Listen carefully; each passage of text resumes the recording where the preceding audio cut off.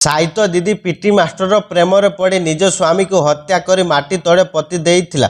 आउ स्वामीर 2 कोटी टंका हड़प कर पीटी मास्टर सह निज जीवन को एंजॉय करने को चाहूला, किंतु निजर अल्प टिके भूल पाई स्वामीर मला शरीर को माटी भितर बाहर कर पोस्टमार्टम रिपोर्ट रे सब सत कथा सामना को आसीथिला। आसंतु पूरा घटनाटी जानिबा। एही घटनाटी होची तेलंगानार निजामाबाद डिस्ट्रिक्ट बोर गाँव किछि पुलिस एवं किछि सरकारी कर्मचारी माने माटी तले पता होइथिबा मला शरीर को पुलिस बाहर करूथांती।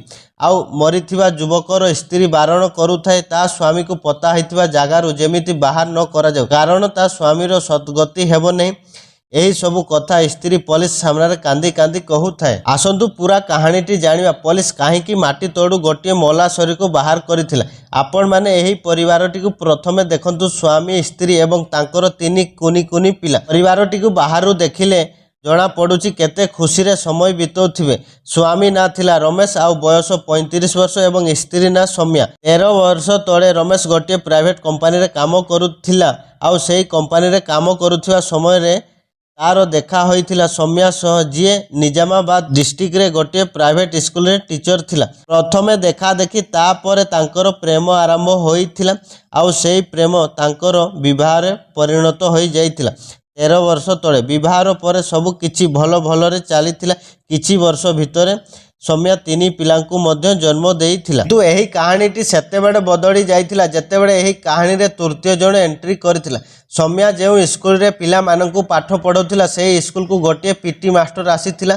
सेही पीटी मास्टर ना थिला दिलीप। आउ सेही पीटी मास्टर दिलीप सह सौम्यार पुणी थरे प्रेम आरंभ हो जाइथिला। आपण माने थरे भावंतु जो सौम्या 13 वर्ष तले रमेश को प्रेम करी लव मैरिज करिथिला, सेही सौम्या स्वामी 3 पिला को छाड़ी पीटी मास्टर को पुणी थरे प्रेम करने को लगिथिला। समय बीतवा सह सौम्या एवं दिलीप रो प्रेम दिन को दिन बढ़िबा को लगिथिला।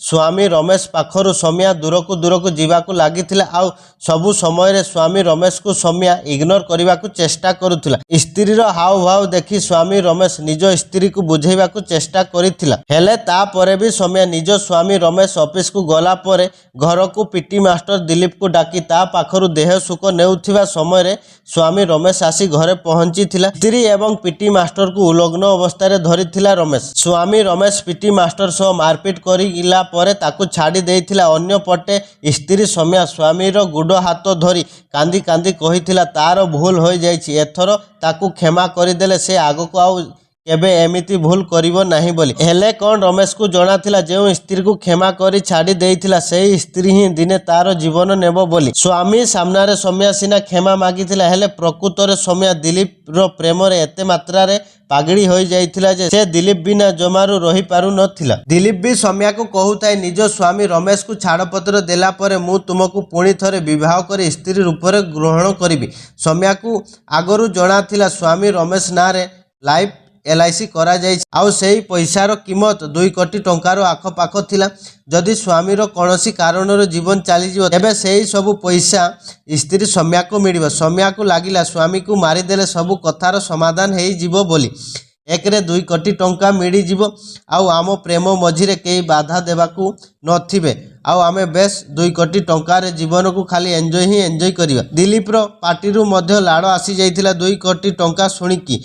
ता परठारु दिलीप आउ सौम्या मिसिकी रमेश को हत्या करिवार प्लान करिथिले। आगरु 2 थर स्वामी को हत्या करिवार प्लान करिथिले, किंतु सेही 2 थर रमेश को हत्या करिवार प्लान तांकर फेल मारिला परे 20 डिसेंबर को सौम्या निज स्वामी रमेश को रात्रि खाइबारे 10टी निद औषध मिसेकी खाइबा देइथिला।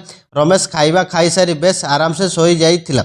रमेश सोई गला परे सौम्या निज प्रेमिका दिलीप को फोन करी घर को डाकी गोटे तौलिया साहाय्य दिलीप सौम्या एवं दिलीप रो जड़े सांग 3 जण मिसी रमेश को जीवरू मारी देइथिले। आउ ता पर दिन सकाळे सौम्या जोर जोरे कांदिबा सह आख पाखर पड़ोसी मानकु डाकी कहूताए स्वामी रमेश को राति रे साइलेंट हार्ट अटैक आसी थिबारु तांकर मृत्यु होईछि बोली। एही भितरे सौम्या निज बाप घर को खबर देबा सह रमेश रो भाई भाउज को मध्य खबर देइथिला। रमेश रो साइलेंट हार्ट अटैक रे जीवन जीवा कथा केही विश्वास करि पारु नथिले, किंतु विधिर विधान को मानि रमेश रो अंतिम संस्कार करि देइ। आउ समस्ते मध्य विश्वास करुथिले रमेश रो साइलेंट हार्ट अटैक रे तार जीवन जाइछि बोली। किंतु रमेशर भाउज अनिता को टिके टिके संदेह लागुथिला, कारण से रमेशर बेकरे किछि चिन्ह देखिबाकू पाइथिला। तापरे अनिता रमेशर बेकरे चिन्ह कुआडू आसीथिला बोली सौम्या को पचारिथिला, किंतु सौम्या अनितार कथा को इग्नोर करी बहुत सारा बहाना करुथाए। अनितार संदेह आहुरी बढ़ी जाइथिला। अनिता निज स्वामी को कहिथिला, तापरे स्वामी स्त्री मिसी पुलिस स्टेशन रे जाई पुलिस को सबु कथा कहिथिले। पुलिस भी तांको पाखरु सबु कथा सुनी सारिला। 21 डिसेंबर को रमेशर अंतिम संस्कार करी माटी तळे मशाणी भूई रे पति देइथिले, किंतु पुलिस को कंप्लेन करिला परे 24 डिसेंबर को रमेश को पता होइथिबा जागारु बाहर करी पोस्टमार्टम पाई पठै देथिले। सौम्या बारण करुथाय ता स्वामी रमेश को माटी भितरु न बाहर करिबा पाई, हेले पुलिस सौम्यार कथा को किछि सुनी नथिले।